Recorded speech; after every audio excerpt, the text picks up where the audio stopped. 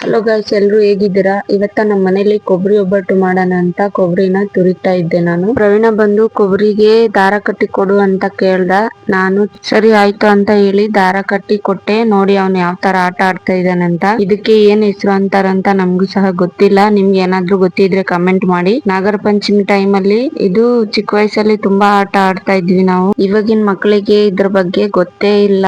ಈಗಿನ ಮಕ್ಕಳು ಬರೀ ವಿಡಿಯೋ ಗೇಮ್ ಅಂತ ಇರ್ತಾರೆ. ಅವ್ನ ಆಟ ಆಡ್ಲಿ ಬನ್ನಿ, ನಾವು ಹೋಗಿ ಒಬ್ಬಟ್ಟು ಮಾಡೋಣ. ತುರ್ದಿರೋ ಕಾಯಿ ತುರಿನ ಮಿಕ್ಸಿಯಲ್ಲಿ ತರಿಯಾಗಿ ರುಬ್ಕೊಂಡು ಬೆಲ್ಲದ ಪಾಕಾಗಿ ಹಾಕಿ ಚೆನ್ನಾಗಿ ಮಿಕ್ಸ್ ಮಾಡ್ಕೋಬೇಕು. ಮಿಕ್ಸ್ ಮಾಡ್ಕೊಂಡು ತಣ್ಣಗಾಗ್ಲು ಸೈಡ್ ಅಲ್ಲಿ ಇಕ್ಕಿ ಮುಂಚೆನೆ ಹಿಟ್ಟನ್ನ ನೆನೆಸ್ಕೊಂಡಿರ್ಬೇಕು. ಪಾಕ ಎಲ್ಲ ತಣ್ಣಗಾದ್ಮೇಲೆ ಅದನ್ನ ಸಣ್ಣ ಸಣ್ಣದಾಗಿರೋ ಉಂಡೆಗಳನ್ನಾಗಿ ಮಾಡ್ಕೋಬೇಕು. ಹೋಳಿಗೆ ಯಾವ ರೀತಿ ಮಾಡ್ತೀವಿ ನೋಡಿ ಅದೇ ತರ ಹೋಳಿಗೆನ ಮಾಡ್ಕೋಬೇಕು. ಯಾವಾಗ್ಲೂ ಒಂದೇ ತರ ಹೋಳಿಗೆ ತಿನ್ನೋ ಬದಲು ಈ ತರ ಮಾಡ್ಕೊಂಡು ತಿಂದ್ರೆ ಚೆನ್ನಾಗಿರುತ್ತೆ. ನೀವು ಮನೇಲಿ ಟ್ರೈ ಮಾಡಿ ಹೇಗಿತ್ತು ಅಂತ ಕಮೆಂಟ್ ಮಾಡಿ.